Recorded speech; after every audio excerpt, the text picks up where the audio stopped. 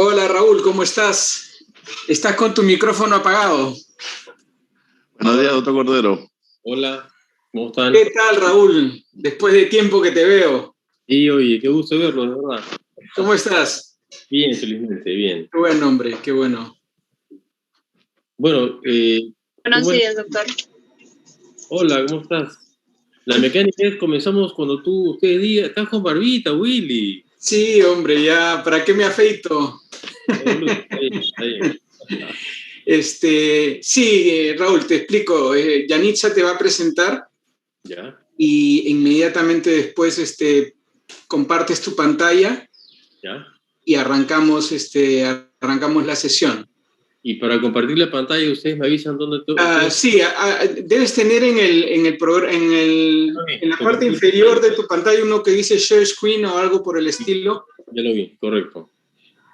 Y tienes que tener abierta tu presentación, de manera que cuando hagas clic en el botón puedas verla y le haces clic a la presentación y ya entras a la sesión.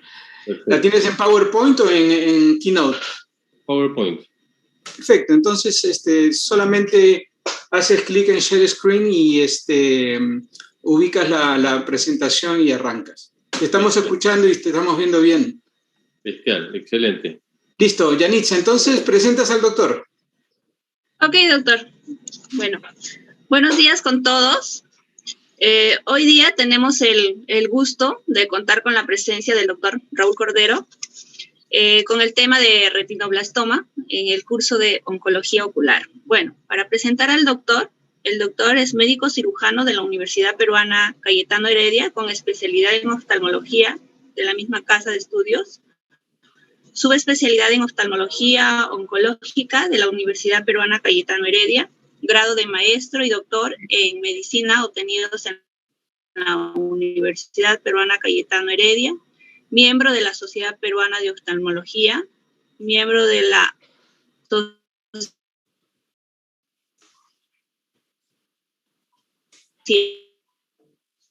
Sociedad Panamericana de Oftalmología y Cabeza y Cuello y Maxilofacial y de la Asociación Latinoamericana de Cirujanos de Catarata y Segmento Anterior y de la Academia Peruana de Cirugía. Director médico de la Clínica Angloamericana, subdirector médico del Instituto de Enfermedades Neoplásicas. Doctor, una vez más agradeciendo su presencia en esta ponencia, le dejo a cargo la ponencia. Voy a dejar de compartir para que usted pueda presentar su presentación. Okay. Ok, doctor. Listo. Listo, vamos a ver.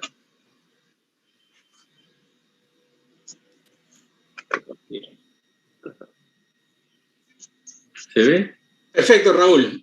Ya está. Sí, doctor. Estamos viendo el modo... Pantalla completa. Hay que ponerlo en pantalla completa y arrancamos. ¿Ya está en pantalla completa para ustedes? Sí, sí, sí. Sí, está muy bien. Muy bien, entonces, antes que nada, gracias por la invitación, tiempo que no nos vemos en realidad, así que es un gusto estar con todos ustedes nuevamente. Vamos a hablar sobre retinoblastoma, que fueron muy amables en invitarme, y El retinoblastoma es un tumor maligno y es un tumor que aparece en la retina. Es el tumor intraocular más frecuente en la infancia.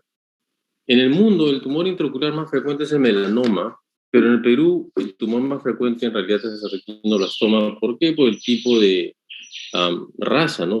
El melanoma es más frecuente en las personas de raza blanca, nosotros somos todos mestizos, por lo tanto el melanoma no es tan frecuente como el retinoblastoma. Y ocupa entre el tercer y cuarto lugar dentro de las neoplasias infantiles en el Perú. Está después de las leucemias, los linfomas y a veces los tumores del sistema nervioso central. ¿Y por qué ocurre el retinoblastoma? El retinoblastoma ocurre porque se suprime un gen de supresor de retinoblastoma que está ubicado en el cromosoma 13, en la banda Q, LOCI14, y cuando se suprime este gen, entonces se comienza a expresar el tumor, comienza a crecer el tumor, comienza a desarrollarse en las células de la retina, ¿no? Entonces, lo que pasa, como dice ahí, se inactiva este gen y el retinoblastoma comienza a crecer. Y se presenta de dos formas, la hereditaria y la no hereditaria. Entonces, ¿cómo es que se inactiva este gen? Acá tenemos los dos cromosomas del niño, uno del padre y uno de la madre, y vemos que en la primera parte, acá creo que se puede activar un puntero láser, acá está. En el primer dibujo vemos que el LOCI14, el gen de retinoblastoma, está normal, está activo en los dos cromosomas 13. Luego se inactiva uno, pero a pesar de que uno de los cromosomas esté inactivado, a pesar de que uno de los LOCI esté inactivado, otro de los LOCI está activado, por lo tanto protege al paciente retinoblastoma y no desarrolla retinoblastoma. En cambio, si se inactiva uno, si muta uno y luego mute el otro del mismo cromosoma, ahí comenzamos a tener retinoblastoma. Ahí la célula comienza a crecer en forma desordenada y se transforma en retinoblastoma. Y en el otro caso es igual, simplemente que el caso de acá arriba es para aquel tipo de retinoblastoma no hereditario y el de abajo es el hereditario. ¿Por qué? Porque este niño ya es concebido con uno de los cromosomas 13 alterado. Entonces es más fácil que mute el otro y que tenga retinoblastoma. Por eso es que en los casos hereditarios el retinoblastoma aparece más tempranamente porque ya no tiene que mutar el primer cromosoma, sino ya ese niño fue concebido con el cromosoma mutado. De tal manera que los retinoblastomas hereditarios aparecen mucho más tempranamente que los retinoblastomas no hereditarios. Como lo dije, el tumor no hereditario es mucho más frecuente, es en el 90% de los pacientes, 80%, y tiende a ser unilateral y unifocal, porque es una sola célula la que muta. En cambio, en el retinoblastoma hereditario generalmente es multifocal, porque como todas las células ya están alteradas, entonces es mucho más fácil que muten más células en el hereditario. Y como dije, se diagnostica más tardíamente, con una edad media de 24 meses, y no hay un aumento de susceptibilidad a presentar tumores no oculares. En el retinoblastoma hereditario se presenta en el 3 a 10% de los pacientes, tiende a ser bilateral y se inicia tempranamente a la edad más o menos de 12 meses, y el riesgo de transmitirlo a su descendencia es de 50%, y hay un riesgo incrementado de desarrollar tumores no oculares secundarios, por ejemplo sarcomas, mucho de leucemias también, tumores del sistema nervioso central. Pero ¿por qué un retinoblastoma hereditario tiene más riesgo de incrementar, tiene más riesgo de tener tumores secundarios en el tiempo, en la vida del paciente? ¿Por qué? Por este dibujo que les he presentado acá. Porque todas las células de este paciente que tiene retinoblastoma hereditario, todas las células van a tener mutación en el cromosoma 13, y no solamente el LOCI14, que es el gen supresor de retinoblastoma, sino cuando hay mutaciones no se muta solamente el gen 14, porque la naturaleza no es así. Puede mutar el LOCI14, el 15, el 16, el 24 en el mismo cromosoma, y ahí hay otros genes supresores de otras enfermedades. Por eso es que los retinoblastomas hereditarios tienen mucho mayor posibilidad de tener, el paciente con retinoblastoma hereditario tiene mucho mayor posibilidad de tener un segundo primario de otro tipo, sarcomas, como dijimos. Este es el motivo. ¿Y cómo se presenta un retinoblastoma? ¿Qué es lo que ustedes, como oftalmólogos, tienen que saber para diagnosticar un retinoblastoma? Lo más importante es la leucocoria.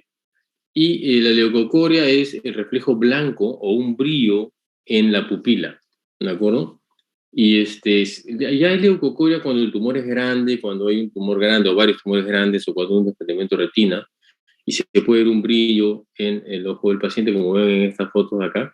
Pero lo interesante de la leucocoria es que la leucocoria se ve cuando está comenzando el tumor y no es muy grande. La leucocoria se ve sobre todo en la noche con luz artificial, ¿de acuerdo? Y a veces se ve y a veces no se ve. Por eso es que cuando un niño, una madre, un padre o un abuelo va a su consulta y dice, doctor, mi hijito, mi hijita tiene un brillo en el ojo, a veces sí, a veces no. Ustedes no pueden decirle, no se preocupen, no es nada. En ese momento ustedes tienen que dormir al paciente y examinarlo, bajo anestesia general, obviamente, como digo, para buscar si hay un tumor o no. Una leucocoria es un diagnóstico de retinoblastoma hasta que se muestre lo contrario. Entonces, acá el dato importante es que leucocoria intermitente no significa no retinoblastoma, se puede significar fácilmente retinoblastoma. Y sobre todo en las noches con luz artificial, recuerden eso. Cuando tenemos una leucocoria como esta, que se ve a la luz del día, bueno, cualquiera hace el diagnóstico, ¿no?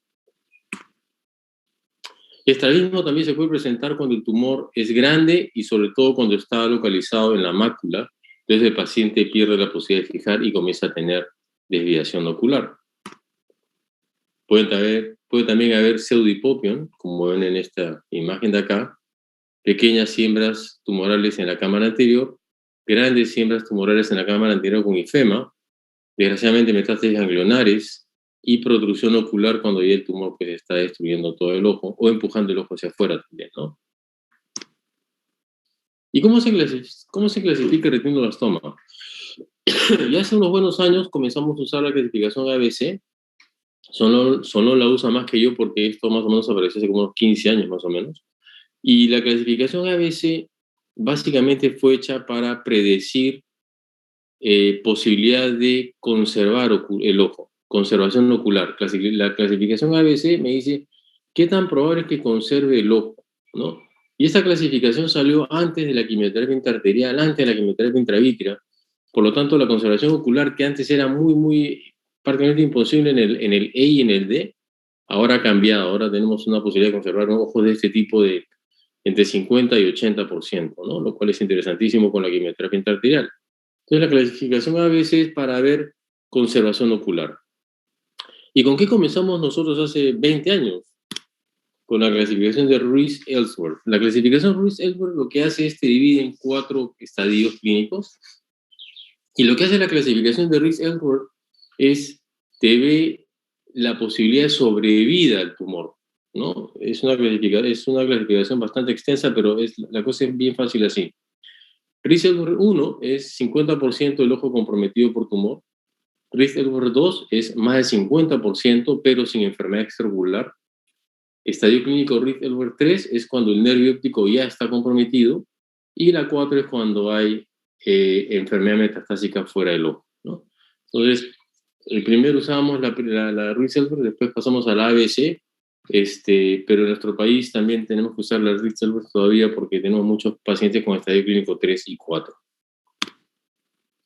Y el diagnóstico, como dije, lo hacen ustedes básicamente, y el examen más importante es la oftalmoscopía indirecta, ¿no? Donde vemos tumores grandes que están muy cerca del nervio óptico, comprometen la mácula, tumores grandes también acá abajo, con siembra vítrea, que le ven acá estos puntitos pequeñitos blancos que están flotando en el vítreo, es siembra tumor, porque el tumor ya rompió la membrana limitante interna y está dejando escapar células tumorales al vítreo.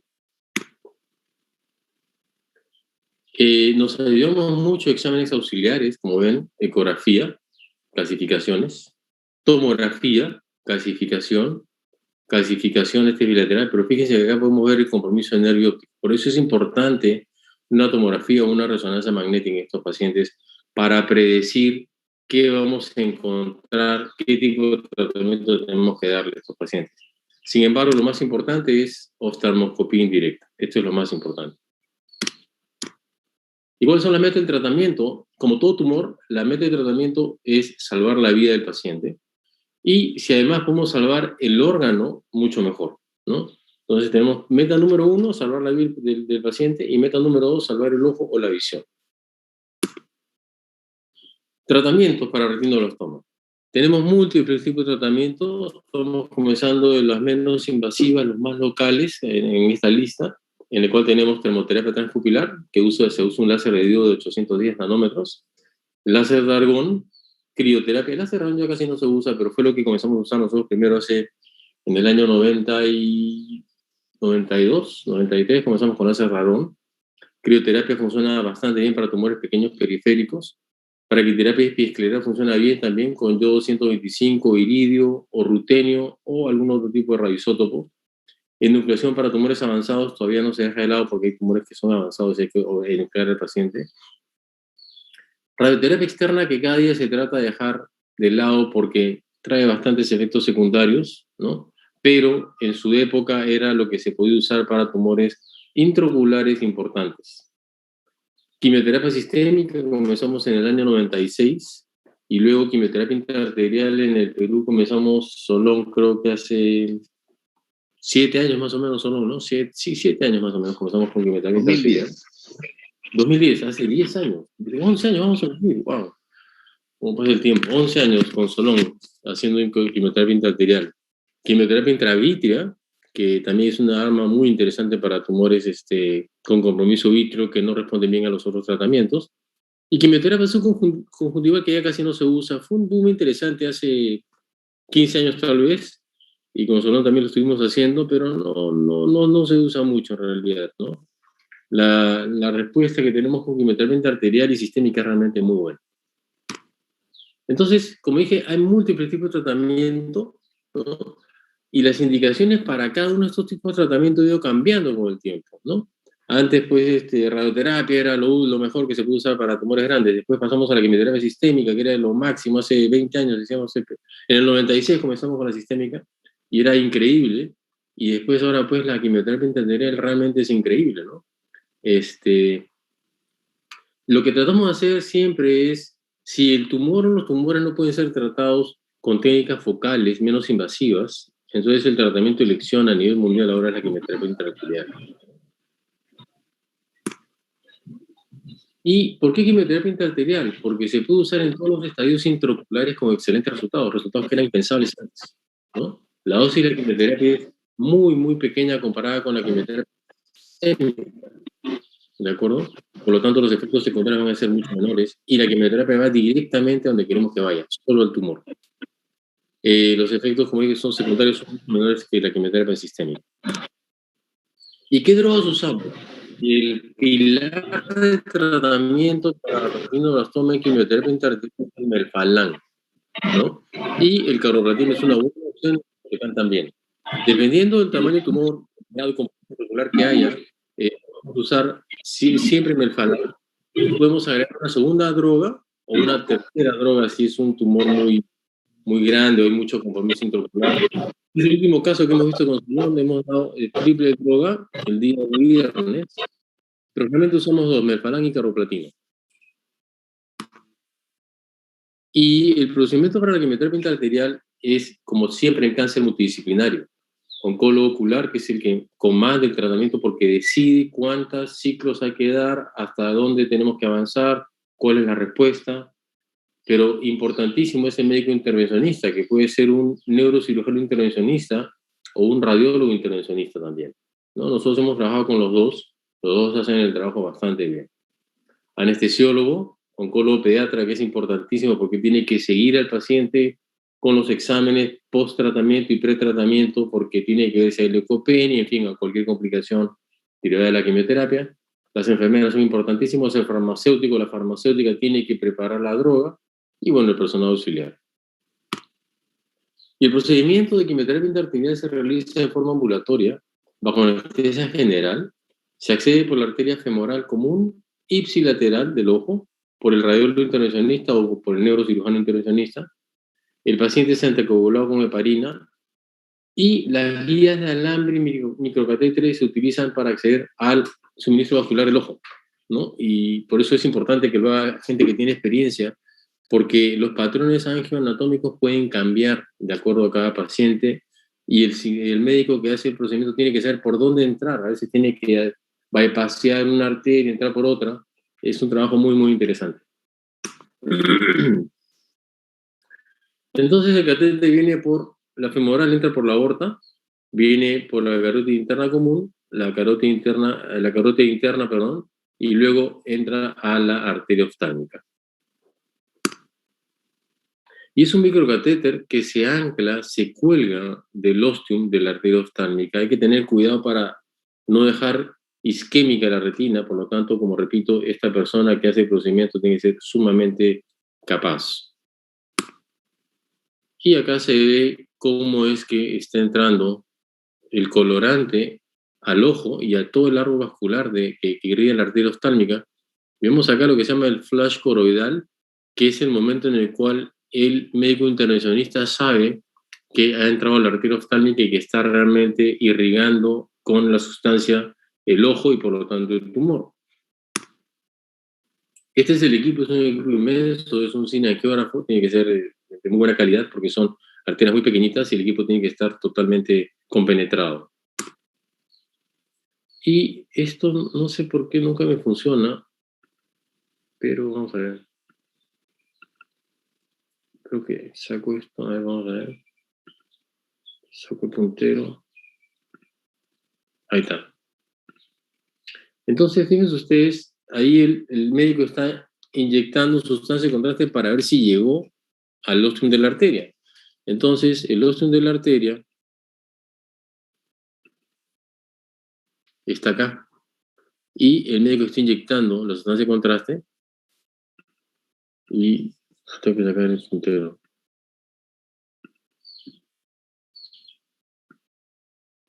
Y se está pintando todo el árbol vascular que irriga la arteria oftálmica. Bueno, sí, acá está. Este es un caso nuestro, y acá pueden ver perfectamente el flash coroidal del paciente con todo el árbol vascular de la arteria oftálmica. ¿De acuerdo? Entonces ahí el médico lo que hace es cambia la jeringa de contraste y comienza a inyectar la droga. Y lo pasamos una vez más, ese es el tiempo real. Y ahí está el flash coroidal perfectamente.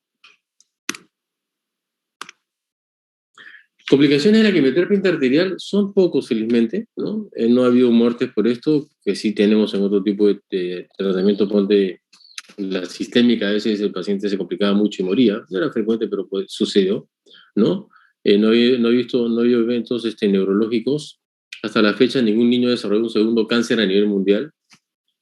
Broncoespasmo significativo se ha reportado en un 8%, y vasoespasmo de la arteria oftálmica y otros vasos esporádicos se ha reportado, pero ahí los médicos lo manejan con vasodilatadores. Y estos son casos del doctor Abramson, como ven, gran tumor acá, con inclusive siembra vítrea, y luego de los cursos respectivos, que son entre 3 y 6, hay una reducción completa de tumor, se ve perfectamente ahora el nervio óptico, la mácula, ¿no? Y el tumor está totalmente esterilizado, inactivo. Otro caso muy grande también, muy grande, múltiples tumores, siembra vítrea, control de la enfermedad y el paciente conserva el ojo. Probablemente la visión no sea tan buena en este caso, pero una cosa es tener un paciente con su ojo y otra cosa es tener un paciente con una prótesis. Desde el punto de vista estético es totalmente diferente, y desde el punto de vista de comodidad para el paciente es increíble no tener una prótesis, tener tu propio ojo. Acá tenemos un caso grande, múltiples tumores también, y después clasificación total del tumor, la papila al fondo, la mácula acá, como repito, el paciente probablemente tenga una visión de 20/400 o 20/200, pero eso le va a permitir deambular y hacer una vida bastante exitosa, ¿no? Otro caso, tumor no muy grande, pero gran siembra vítrea acá y acá, y después de tratamiento, miren, casi normal, que esta pequeña lesión cicatricial del tumor inicial que fue pequeño. Acá tenemos un caso, vemos acá perfectamente la hora serrata, tumores que están en la hora serrata, siembra vítrea, post-tratamiento, excelente resultado. Y este es un caso nuestro que vimos, la última vez que lo vi fue hace creo que 2 meses, y vemos un gran tumor, era en un solo ojo, gran tumor, un poquito de siembra vítrea casi se dan cuenta, y 4 ciclos después el tumor se ha reducido considerablemente. Si se dan cuenta, es un tumor que ya no muestra actividad, ¿no? Calcificación, y la mácula está perfecta y el nervio óptico está muy bien. Acuérdense que el tumor llegaba hasta acá más o menos, ¿no? Entonces es un paciente que realmente respondió muy bien a la quimioterapia intraarterial. Y la sistémica, que también usamos, porque desgraciadamente la intraarterial no se hace en todas partes, se hace básicamente en 3 sitios ahora. En el Hospital Almenara Solón, ¿no? Almenara. Luego, y Rebagliati también ahora, Rebagliati en la Americana y creo, en el Niño también, en el Hospital del Niño. Y la clínica Leao también creo que la está haciendo Solón, ¿no? También está haciendo. Son 5 lugares actualmente. Correcto. Entonces, en la sistémica, que se puede hacer mucho más fácilmente que el intraarterial, porque la sistémica no tienes que tener ese equipo que cuesta varios millones de dólares, no tienes que tener gente tan especializada como son estos neurocirujanos intervencionistas o radiólogos intervencionistas. En la quimioterapia sistémica tienes que tener a tu quimioterapeuta, a tu oncólogo pediatra, a tu equipo de enfermeras, obviamente, y se puede dar en un hospital que dé quimioterapia, que son muchos hospitales los que dan quimioterapia. El tema es que los efectos secundarios son bastante importantes comparados con la quimioterapia intraarterial, ¿no? Y el tema también es que la dosis que tienes que dar es muchísimo más alta que el intraarterial, y no hemos logrado tener respuestas tan interesantes en estadios D y E con la sistémica como si le hemos tenido con la intraarterial.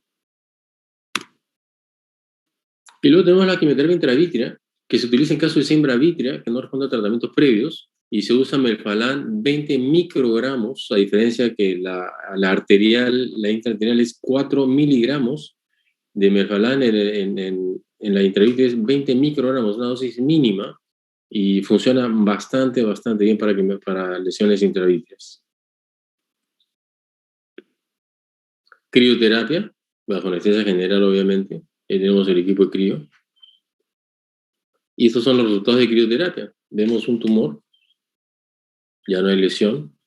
Tumor pequeñito, ya no hay lesión. Obviamente este caso lo trataríamos ahora con termoterapia transpupilar, pero en esa época no teníamos termoterapia transpupilar, y lo que hacíamos una peritomía pequeñita, hacíamos una incisión en la conjuntiva pequeña, más o menos donde está el tumor, y metíamos la punta de crío hasta donde teníamos que ponerlo para poder tratar el tumor. Pues si se da cuenta, esta lesión ya no es tan periférica, por lo tanto, si no hago una incisión en la conjuntiva no puedo llegar a esta zona, y es lo que hacíamos en esa época. Termoterapia transpupilar, es un niñito creo que 5 meses.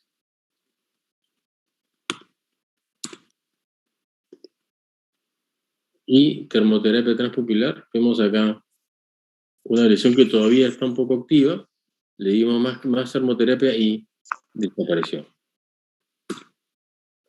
Termoterapia transpupilar, otro caso, que es lo que teníamos a mano en ese entonces, año 2002, si se dan cuenta. Gran tumor que comprometía hasta el nervio óptico. Le dimos quimioterapia sistémica, y fíjense cómo mejoró en forma importantísima, pero todavía había actividad tumoral.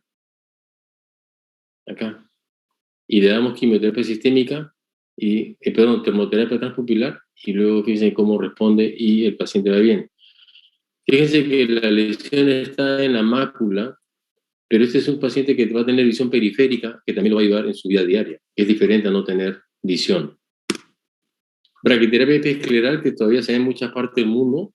Nosotros ya no la damos hace un tiempo por un tema del Instituto Peruano de Energía Nuclear, que ya no hacen los radioisótopos, pero comenzamos con la braquiterapia escleral y funcionaba bastante bien para casos obviamente escogidos. Uno tiene que saber qué tipo de tratamiento dar en qué tipo de caso. Quimioterapia. Primero, este es un caso de un gran tumor, estamos sin tratarlo en ese momento.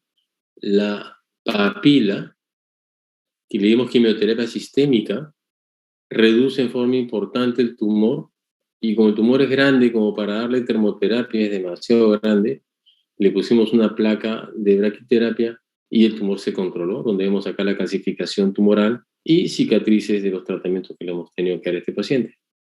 Otra vez, es una lesión que está en la mácula, pero tiene visión periférica. Y desgraciadamente también tenemos casos avanzados, y por desgracia en nuestro país, estos ya son casos 4, ¿no? Obviamente, ¿no? Con metástasis, que desgraciadamente en nuestro país pues todavía son frecuentes, ¿no? Y por eso le damos quimioterapia paliativa con ciclofosfamida y radioterapia local. ¿Y cuál es la sobrevida de estos pacientes con estos estadios tan avanzados, ¿no?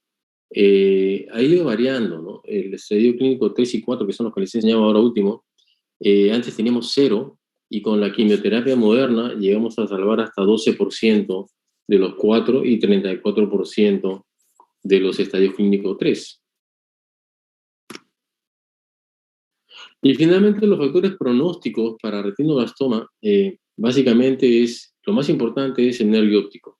Últimamente también se ha visto que la coroidis también es importante. Cuando hay invasión coroidal masiva, hay que darle tratamiento complementario a estos pacientes cuando los enucleamos con quimioterapia. Pero el estadio clínico 1, la sobrevida, es 98%, es decir, 50% de la retina menos comprometida. El estadio clínico 2 es 72% de sobrevida, no de conservación ocular, sobrevida, 72% de sobrevida. El estadio clínico 3, cuando el nervio óptico está comprometido, 34%. Y el estadio clínico 4, que es cuando hay metástasis a distancia, es 12%. Entonces, en realidad, retinoblastoma ha cambiado, el tratamiento de retinoblastoma ha cambiado muchísimo en el tiempo. La incidencia no ha cambiado, nuestros estadios tampoco han cambiado, pero el tratamiento ha cambiado radicalmente en los últimos 25 años, ¿no?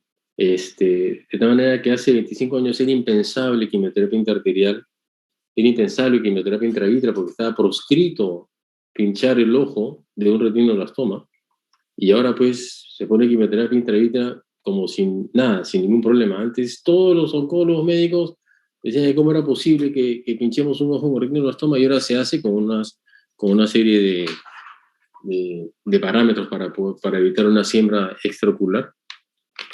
Entonces el tratamiento ha cambiado tanto que lo importante acá es detectarlo a tiempo y poder tener un paciente con retinoblastoma que esté curado y que pueda tener una visión bastante buena, ¿no? Entonces, creo que el mensaje acá para todos ustedes que son residentes es, apenas tengan ustedes una pequeña duda de que un paciente puede tener retinoblastoma, lo que tenemos que hacer es inmediatamente examinarlo o mandarlo a un especialista para que lo examine y descartemos retinoblastoma. Porque si lo tiene, lo más probable es que podamos curar ese tumor, y si no, lo más probable es que podamos salvar a ese paciente, ¿no?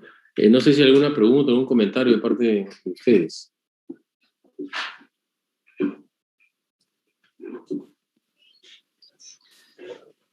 Muchas gracias, doctor Cordero.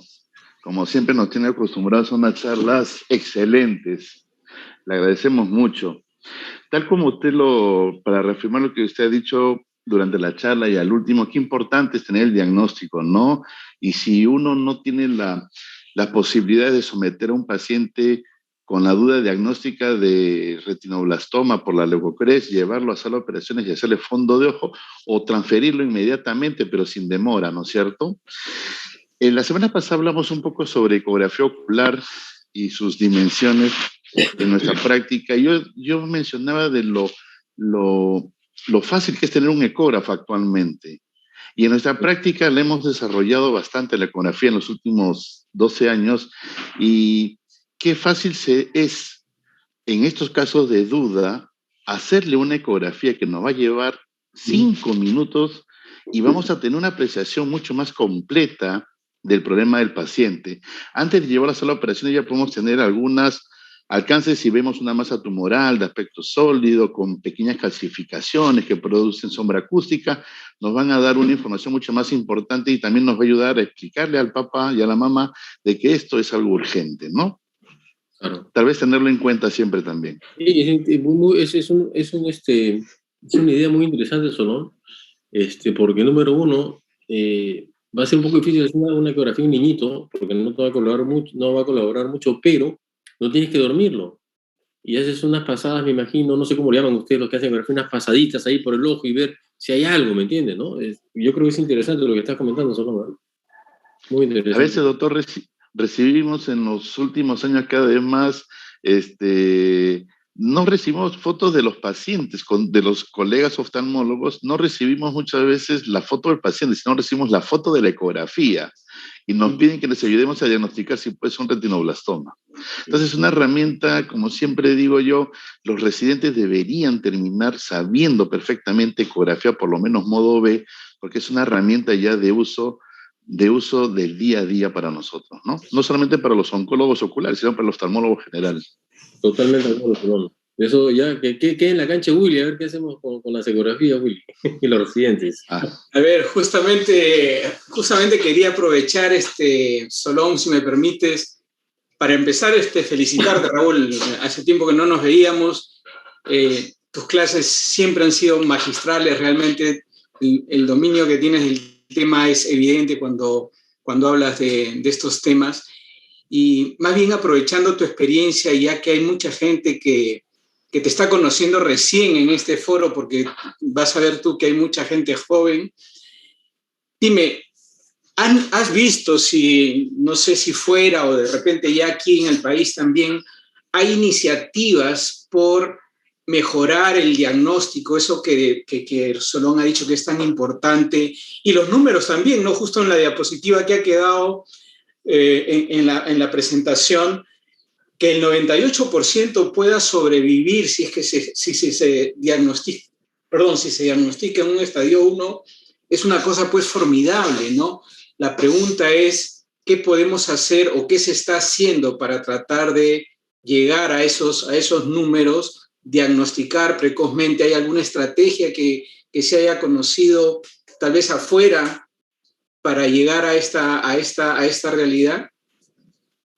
Mira, yo recuerdo que afuera habían estrategias, por ejemplo, en Estados Unidos, por ejemplo, California pasó una ley, ¿no? Que a los pediatras de Estados Unidos no les gustó mucho en California, porque en California decían que era mandatorio hacer un fondo de ojo, un reflejo rojo a los recién nacidos y en los exámenes pediátricos anuales, ¿no? Pero eso es un problema para mí porque es interesante, pero si no tienes experiencia en ver el reflejo rojo, pues es lo mismo que nada, ¿no? Y ponen aprieto al médico porque si el médico no tiene la experiencia y si le escapa un retinoblastoma, vienen las demandas y todo el tema, ¿no? Pero sí, esa es una iniciativa que salió en Estados Unidos, me acuerdo clarísimo, hace muchos años. Luego en Brasil hubo un tema, creo que era tomarle fotos con un celular, o creo que en las cajetillas de cigarros, una cosa así, ¿no? De repente sabe un poquito más de eso.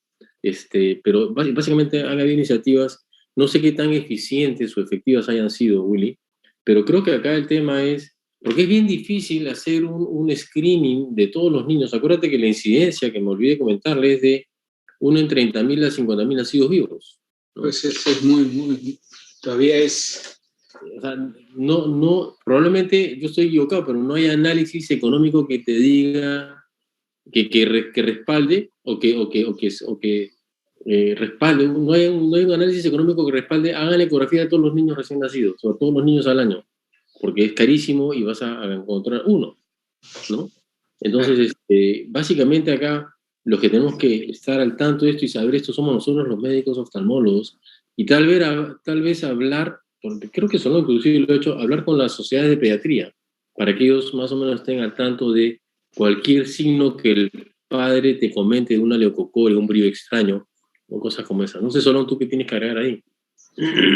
Sí, doctor, como ustedes saben, el gobierno ha impulsado y se aprobó la ley del cáncer infantil para darle mucho apoyo a estos niños con estas enfermedades, pero todavía está en desarrollo la ejecución. Desde el Ministerio de Salud ya el año pasado se desarrolló la Guía Nacional de Retinoblastoma, la cual ya fue finalizada, pero está en una etapa de aprobación a nivel del Ministerio de Salud.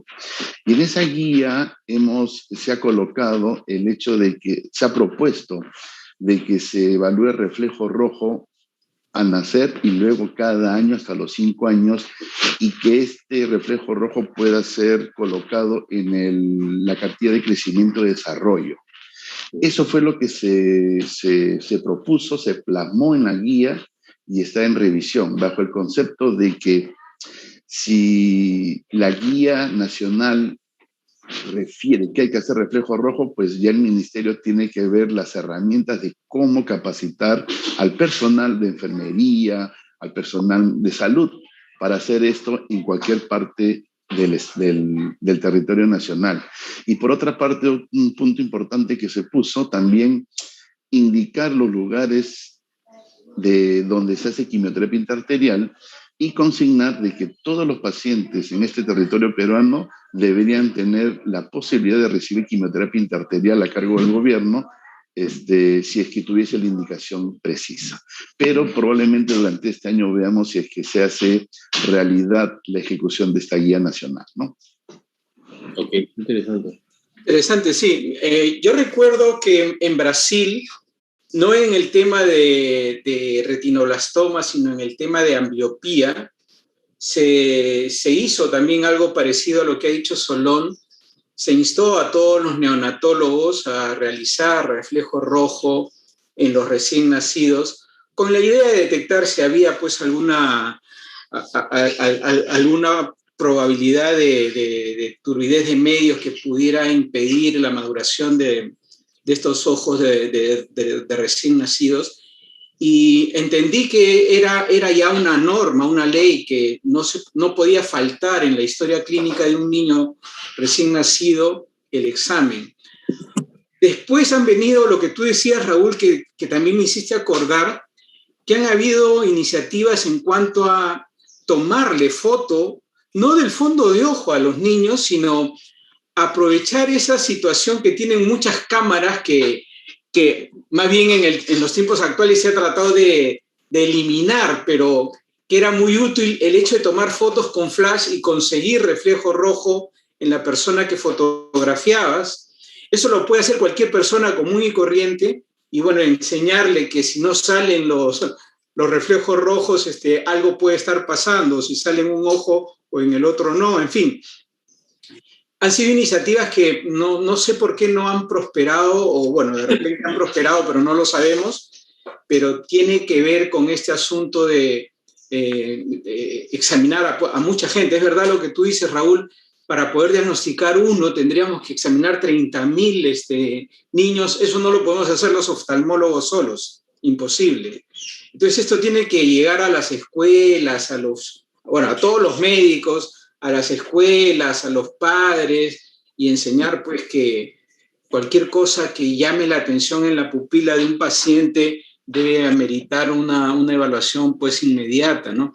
Aunque resulta que también hay que reconocer que cuando ya uno ve una leucocoria, tengo la impresión, tú corrígeme, Raúl, ya el retinoblastoma está avanzado. Para ver una leucocoria, ¿cuán grande tendría que ser el retinoblastoma?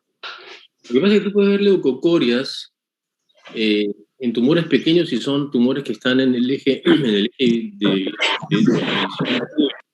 tú estás mirando al paciente de la noche, por ejemplo, con la luz artificial, y tú miras el ojito del paciente, y el tumor está justo en esa línea de visión, vas a ver la leucocoria.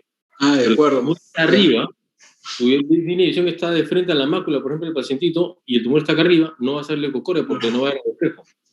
¿De acuerdo? Entonces, por eso digo, cuando la leucocoria es ocasional, ojo, puede ser retinoblastoma pequeño, que está localizado en una zona que justo cuando el paciente... Si imagínate que el tumor está acá arriba, pero el paciente agarra y mira hacia arriba, entonces el tumor que está arriba va a estar mirando, va a bajar y tu línea de visión va a estar justamente en la línea de visión. Va a reflejar lo blanco. Entonces, hay tumores pequeñitos que puedes retinoblastoma ocasionalmente, por eso digo, leucocoria ocasional también puede ser retinoblastoma. Por otro lado, si yo voy a examinar a los neonatos, entonces eso tampoco es no es lógico. ¿Por qué?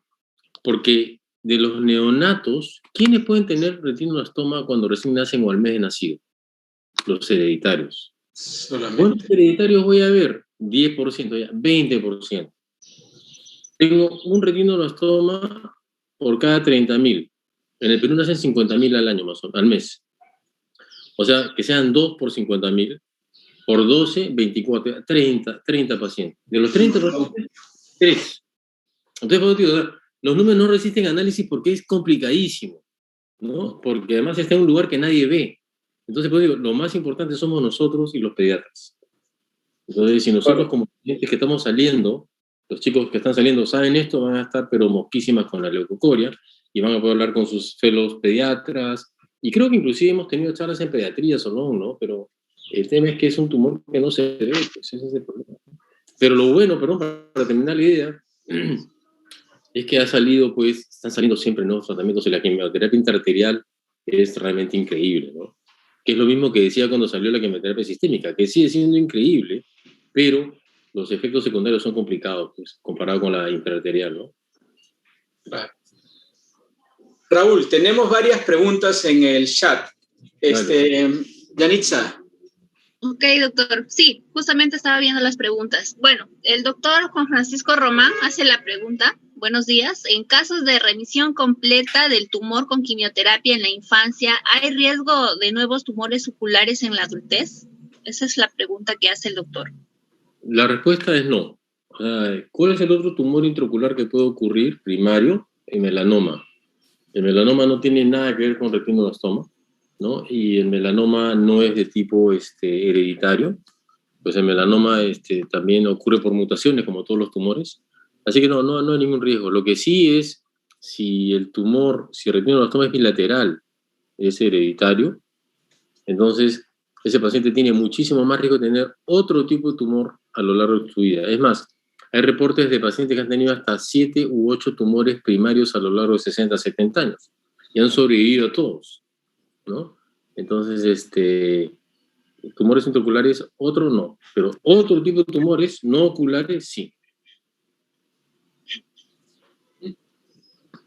Ok, doctor. Hay otra pregunta también del doctor Gerardo. Él pregunta, ¿el mapeo genético en la familia es responsable luego del diagnóstico en el paciente?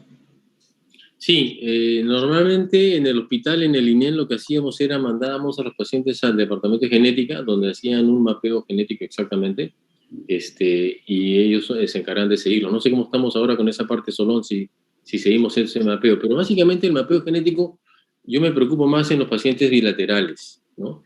Porque esos sí son los que van a transmitir la enfermedad y hay que ver de dónde viene. En los unilaterales generalmente no hay mayor problema porque esos unilaterales no son o no generan herencia, ¿no? Porque es una mutación puntual de una sola célula de la retina de ese ojo. En cambio, el hereditario sí, pues, tienes mutación de todas tus células, ¿no? No sé si están haciendo mapeos solo, me acuerdo que estaba Yacer ahí, no sé cómo está la cosa. Sí, se sigue haciendo mapeos y en casos especiales, cuando se quiere tener una información más completa a través de un secuenciamiento, se envían las muestras a Estados Unidos para tener el diagnóstico genético. En este caso, tal como usted dice, es más importante en los bilaterales, solamente mencionar que en medicina siempre aparecen los casos raros. Y desde que el doctor Cordero inició su práctica en el INEM, ya van 31 años de aquella vez, podemos decir de que hemos tenido un solo caso en el cual ha habido un caso unilateral hereditario. Mira, interesante, ¿eh? Ajá, se detectó ese caso a través de genética. Sí. Son muy poco frecuentes, pero sí están reportados.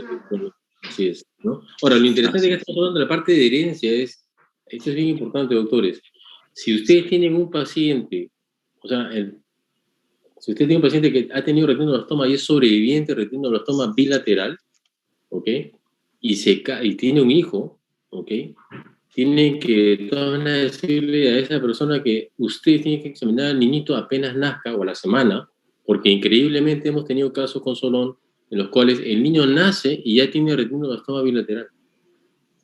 Y esos pacientes son muy difíciles porque ¿qué le vas a dar a un chiquito de esa edad? ¿No? Le puedes dar, tienes que darle quimioterapia, pero ¿cómo le vas a dar la quimioterapia? Es complicado. Y es increíble, pero nacen con retinoblastoma. O sea, se desarrolla retinoblastoma intraútero en aquellos casos que son hereditarios, ¿no? Entonces, apenas nacen, tú los envuelves, le dilatas los pilios, los examinas porque el niñito de una semana pues no se mueve mucho.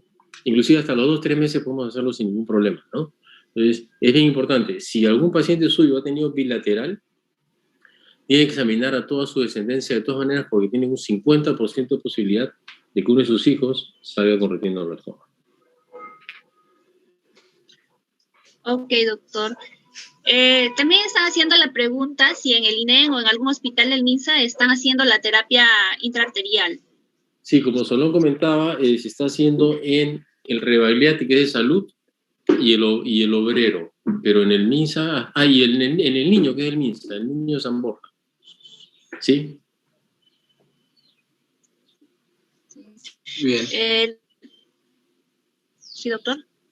El doctor Kelvin Pino hace la pregunta si existen centros de remisión al que podamos tener como referencia donde podemos decirles a los pacientes, a dónde referir a los familiares para una mejor atención y tratamiento con los pacientes con este diagnóstico. Al INEM, definitivamente, donde el doctor Serpa, definitivamente. Y en salud no hay un servicio de oncología en ningún hospital de salud, creo. Y creo que hasta ahora no tenemos ningún médico que trabaje en salud que hayamos formado, pero también en salud nos puede examinar y ellos también tienen retinoblastoma, ¿no? Pero si me preguntas dónde, el INEM, sin lugar a dudas. Doctor, para agregar en ese punto, recordar que en el IREM del norte de Trujillo está Fernando Illo, que también lo puede recibir. Correcto. Que si bien no tiene algunos elementos como tenemos en el INEM, hace una labor bastante importante también en el norte, ¿no? Yo pienso que los pacientes del norte deberían llegar a Trujillo. Sí, y creo que Mili Torres está en ICA, ¿no? Sí. Está en ICA, exactamente. Milagros Torres está en ICA también. Ajá. Sí, Mili Torres es la otra oncóloga, es una buena opción. Y Davis está en Piura, Davis, pero creo que está en Lima otra vez. Está en el INEM, lo hemos adoptado. No te creo. Sí, está apoyándonos desde hace 6 meses porque el tema de la pandemia ha hecho que el trabajo sea más complicado, así que está apoyándonos. Tuvo la gran gentileza de aceptar la invitación y está con nosotros en el INEM. No sabía, qué gusto me da. Excelente. Hay una pregunta que está haciendo el doctor Jorge Fernández. Él pregunta, ¿hay alguna experiencia en cuanto a inmunoterapia en retinoblastoma? Inmunoterapia, no que yo tenga conocimiento. Habían protocolos de investigación con factores virales, ¿no? En los cuales introducías el factor viral, si no me equivoco, intraocularmente y después dabas una droga con la idea de que este factor viral se adheriera a las células tumorales y esta droga que dabas después atacara solamente este tipo de tumores, pero eso quedó ahí, no avanzó mucho, salvo que tú tengas otros datos o no. Que yo sepa, no quedó. No, el mismo, exactamente. Yo no. Es más, nosotros mandamos un par de pacientes a Estados Unidos hace como 20 años, pero al final los pacientes perdieron el ojo igual, ¿no? O sea, no funcionó como se quería. Están haciendo una pregunta acá. ¿Cómo se sabe que está inactivo el tumor y cuáles serían los signos? Mira, hay dos cosas importantes para esto. Número uno, la reducción del tumor, obviamente, ¿no? Tienes que ver que el tumor haya reducido y que haya calcificaciones. Eso te dice que el tumor está en regresión. Y si te das cuenta,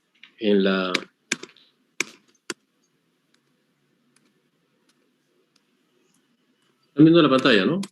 Sí, doctor. ¿Se ve el slide en la pantalla? Sí. Fíjate en este tumor. Es un tumor que es blanco, amarillento, nacarado, calcificaciones, ¿correcto?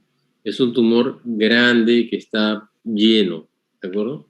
Y después de la quimioterapia, es un tumor que se ha calcificado casi por completo, ha reducido enormemente de tamaño, por lo menos ha reducido 50%, acuérdense cómo era, y tiene esta imagen blanquecina, transparente, translúcida, que se denomina fish flesh, que es carne de pescado, que es un blanco medio transparentón, ¿de acuerdo?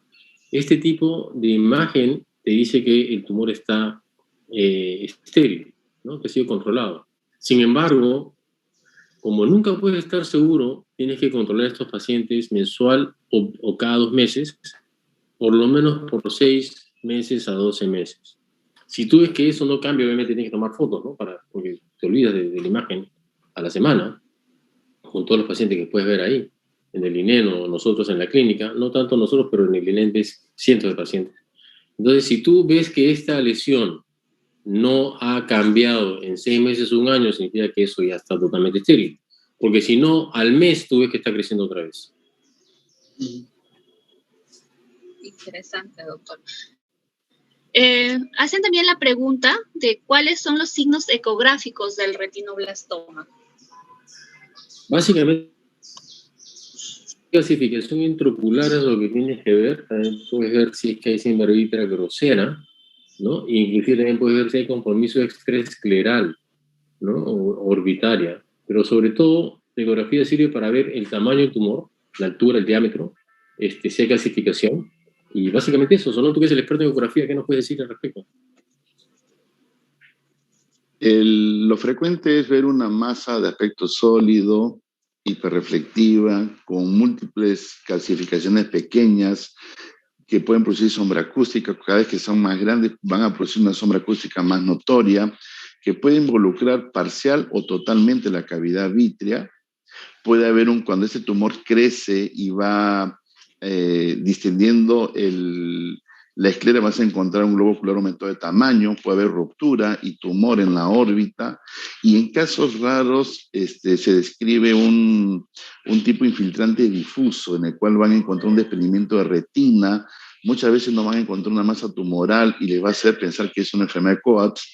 En estos casos, en la ecografía lo que van a encontrar es un desprendimiento de retina amplio con una retina engrosada con calcificaciones puntiformes. ¿Sí? Gracias, señor. Ok, doctores. Están haciendo una pregunta, el doctor Fernández, una consulta. En Arequipa, ¿dónde pueden derivar pacientes con sospecha de retinoblastoma? En el Seguro Social no tenemos ningún oncólogo ocular. En el INEN tampoco. Es lo que hace la pregunta el doctor. Ahí está Mili Torres también, pero ya se fue para Ica. Y en realidad, alguien que maneje retinoblastoma en Arequipa creo que no es, ¿no? ¿Tú conoces a alguien? Milagro Vido rotó con nosotros un año, creo debe ser actualmente la oftalmóloga que más ha podido, que tiene un entrenamiento oncológico, no tiene en su práctica habitual el manejo oncológico, pero tiene los criterios y las nociones como para orientar la derivación oportuna de estos pacientes. Sí. Sí, Milagro rotó con nosotros hace ya buenos años. Ya. No hay más preguntas. Doctor Barriga, sí. Doctor Solón. Una cosita. Doctora Blanquita, buenos días. Sí, Buenos doctor. días. Sí, Raulito quiere hablar. Sí, lo que pasa es que lo que pregunta el colega de Arequipa, gracias Blanquita, ¿cómo estás? Es si hay alguien en Arequipa, y está Milagros, como dice Solón, pero si el que pregunta es de Arequipa, sería bueno que vea si hay alguien que esté interesado en hacer la especialidad de oncología o de oftalmología oncológica para que vaya al INEN y ahí se regresa a Arequipa y sería pues el experto en Arequipa, ¿no? Lo cual es siempre lo que hemos querido centralizar lo que es cáncer ocular y lo estamos logrando, pero en Arequipa pues está Milagros, pero sería bueno que alguien vaya a hacer la residencia completa, ¿no? Es lo que quería comentar. Sí, Blanquita, perdón, te interrumpí. Sí, no, buenos días, Raulito, para felicitarte, brillante tu exposición, la experiencia que tienes es inmensa, las publicaciones también son buenísimas, junto también con Soloncito, has formado un equipo maravilloso, y lo mismo dice el doctor Soloncito, siempre dice mi maestro, el doctor Raulito Cordero, que gracias a él tenemos este equipo formado, de verdad, muchísimas felicitaciones, Raulito, y estamos muy orgullosos de ti, Raulito, precioso. Lo que recuerdo es, Raulito, cuando eras tu residente, ¿no? Yo ya recién asistente, habíamos visto también algunos casos de retinoblastoma que nosotros lo derivábamos pues al INEN, ¿no es cierto? Pero antes de que tú fueras residente, cuando yo era residente, ahí estaba al frente nomás, ¿no? Estaba al frente. Entonces vimos varios casos de retinoblastoma. Entonces, posteriormente hubo un caso que llegó del Cusco, una niña, mira, ya grandecita, ¿no? Entonces aparentemente parecía que era un melanoma, ¿no? Ocular, intraocular, y se le derivó al INEN. Y después preguntando a posteriori, cuando nos encontramos con los doctores del INEN, entonces de cabeza y cuello en esa época, entonces nos comentaron que efectivamente había sido retinoblastoma, pero que después hizo un melanoma. O sea, algo raro, ¿no? Pero lo hizo. Y lo otro es que tuvimos un casito de un pacientito que se debutó con leucocoria, pero ya era grandecito también, de 7, 8 años. Y entonces, como no teníamos el ecógrafo ahí en el servicio, lo mandamos a Lino, que era en esa época el Santo Toribio, ¿no?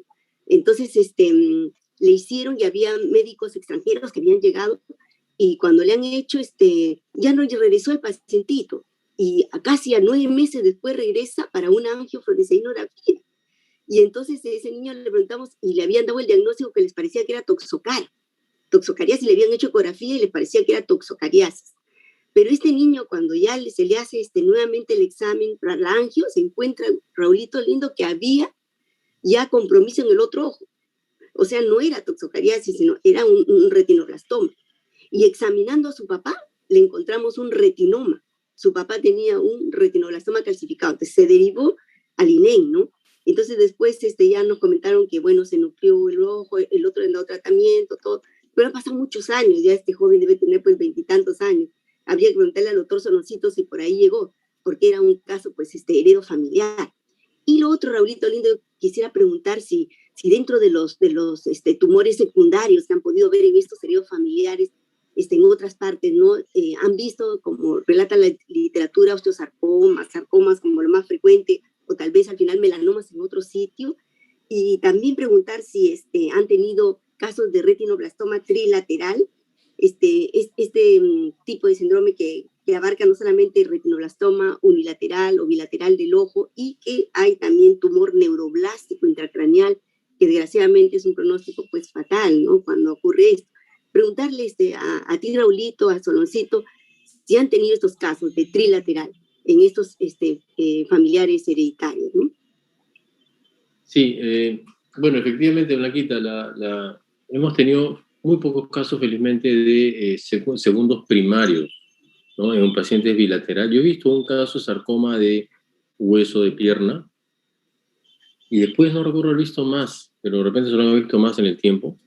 Y con respecto a retinoblastoma trilateral, había un caso también. Efectivamente, pues son casos raros, ¿no? El tema es que se le llama trilateral, pero no es retinoblastoma de la glándula pineal, simplemente que es del tejido neurológico, neural, pero sí he visto un caso de trilateral que son de muy, muy mal pronóstico. No sé, Solón, ¿qué tienes que comentar ahí? El trilateral es el mismo que vimos juntos ya hace varios años, es el único que recuerdo. Y sarcomas, habré visto en estos 17 años 2, probablemente los 2, uno ha sido con usted, y ambos pacientes fallecieron, ¿no? Muy mal pronóstico estos segundos primarios, alta mortalidad del paciente. Es muy complejo porque aparece una tumoración en la órbita o en cabeza y cuello, en áreas muy, muy delicadas, cerca del piso medio del cerebro, entonces, de la cavidad craneal, y son de difícil manejo y evolución muy tórpida. Muchas gracias.